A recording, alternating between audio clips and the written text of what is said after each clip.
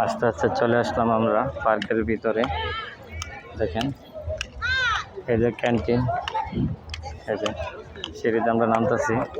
দেখেন অনেক সুন্দর একটি জায়গা, বিউটিফুল।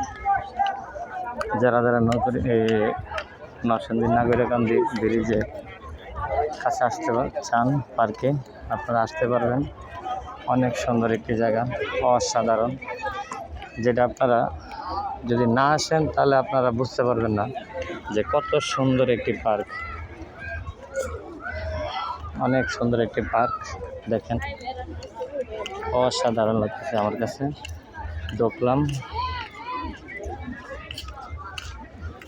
তো বন্ধুরা, ভালো লাগলে ভিডিওটা বেশি বেশি করে শেয়ার করে দেবেন,